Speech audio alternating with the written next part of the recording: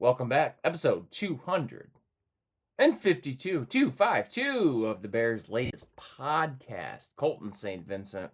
That's me. I'm your host. We talk Bears football every single day. And today we are talking about Kevin Warren and McCaskey's media availability. Adam Hogie. I gotta figure out how to say this guy's name, right? He gave me a little breakdown here on Twitter about what they said about the stadium saga. Bear Stadium summary is as follows. Lost Marsh due diligence is done and is viable to build on, per Kevin Warren. Everyone but Kevin Warren has said that's wrong. Wolf Lake Terminal site due diligence is ongoing. The hope is to merge sites into a larger development. Okay. Talks with the Illinois legislators. It's been minimal. And the NFL still needs to be sold on the move to Indiana. George McCaskey says, we think ultimately they will become comfortable. Reference Chiefs move into Kansas. It's all whatever. It's different because the Chiefs have Kansas in their city. Hence Kansas City, but they move states. Giants and Jets both have different states. The 49ers don't play in San Francisco. There's a lot of the Cowboys don't play in Dallas. They play in Arlington. There's a lot of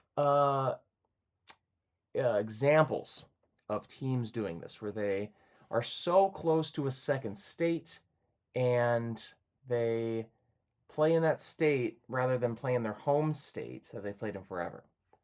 Or even home city. I don't even think it's a state thing. Obviously, on a bigger scale it is. But San Francisco not having the 49ers seems crazy. Dallas not having the Cowboys seems crazy when you think about it. But it's been so long, it's so regular that it's not even talked about, thought about, looked at. So I think this is such a microscope because it's been handled so poorly. I don't think they have any idea what they're doing. I really think what happened was this. They went to Illinois. They said, these are our demands. Illinois said no. They kind of maybe talked back and forth. They didn't want to keep talking back and forth. And I believe that they just were like, oh, okay, well, if you don't want us, we'll go to Indiana. And Indiana's like, us? You want me? And they're like, yeah, we want you, man, yeah. And they're like, all right, what do you want? And they're like, no taxes. Indiana's like, rock on, dude, we got you. And like, oh shit, really? All right, we're gonna go there. Here we go. We're gonna go now. We're going. And Illinois is like, see ya, dude. I don't see the Bears going back to Arlington. It seems like there's so many hoops to jump through, and you would think there'd be some rumblings, some main reporter, Adam Hodge, Courtney Cronin, someone like that would kind of hint at, no, the Bears are going to stay in Illinois. It's no big deal. No, it's all just reporting what's going on and no reporting between the lines, which isn't the reporter's fault. That just means it's Kevin Warren, George McCaskey doing what they're saying they're going to do. And not in like a, you gotta stick to your guns. That's awesome. That's really admirable. No, it's like, all right, we're going to play tic-tac-toe now. And everyone's like, but we're all playing chess. Tic-tac-toe's for stupid people. And they're like, we love tic-tac-toe. Here we go. We're playing it. And people are probably like, there's no reason to play tic-tac-toe right now. We're playing chess. The Bills are playing chess. The Bills just built their chessboard in 2 years. It's over budget. Who gives a shit? It's built. It's made. They're in Buffalo. Nope, not here.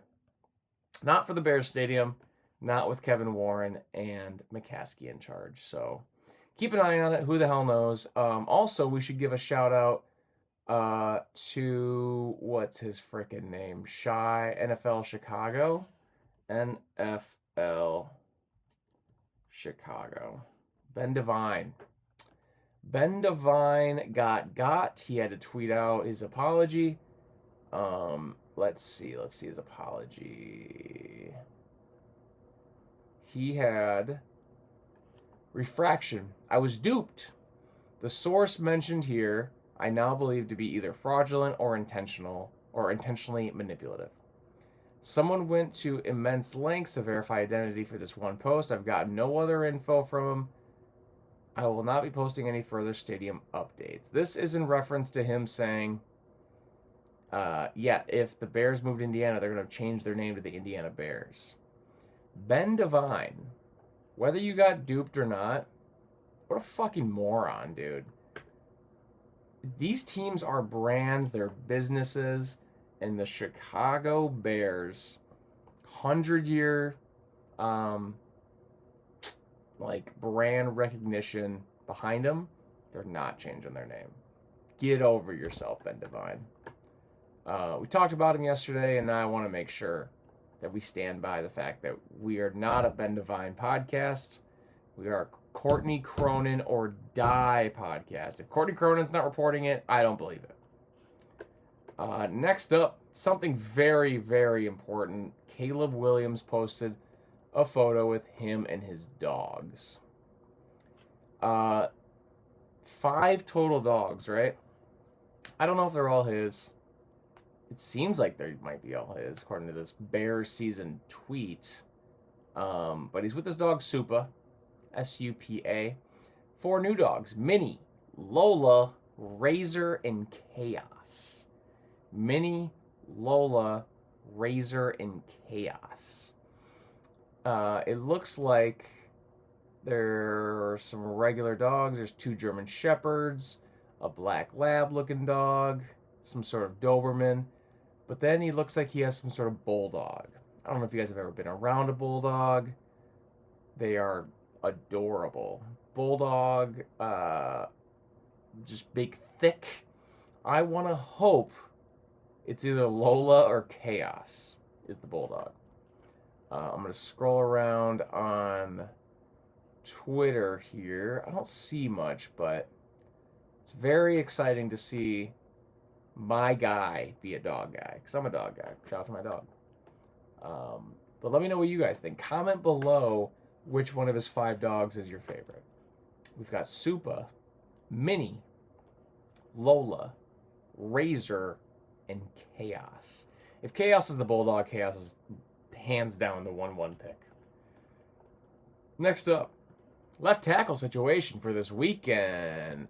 We'll talk quarterback after this, but Karan Amagaji and Jedrick Willis Jr. will alternate quarters while Braxton Jones remains sidelined with a knee injury.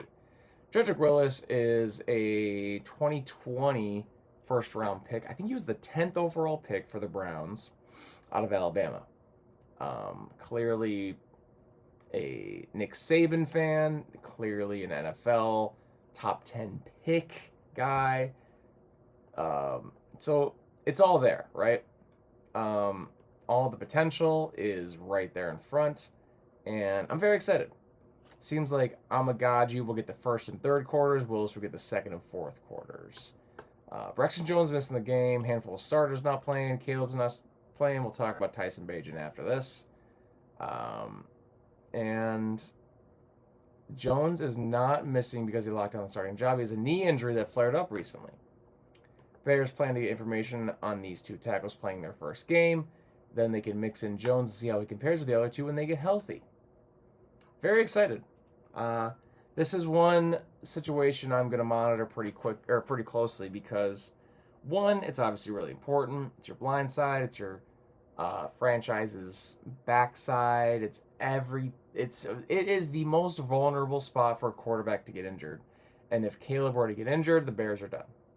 Easy as that.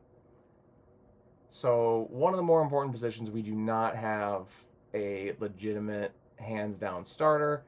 I think, personally, Braxton Jones will take the job once he gets healthy, if he gets healthy. If not, we're going to go Jedrick Willis. What is crazy about this whole situation is this whole who's going to start, will they, won't they stuff is because of Ozzy Trapillo, torn patellar tendon late in the season last year. Normally you're out for like your entire career. He might be back by the end of camp, and that means that this competition is a little less important because if he's practicing and back by the end of camp, there's always a chance he could be back by week 4, 5, 6. And if somebody's playing really well at that time, you don't need to rush him back. If someone's dog shit, you got him, and if he's not ready, you got the backup. Amagagi, Willis, and Jones are your options there. So keep an eye out for that. I'm very excited to see what they do in their first preseason game. Speaking of the first preseason game, final point, Tyson Bagent starting on Saturday. Caleb's not going to play, and I think it makes sense.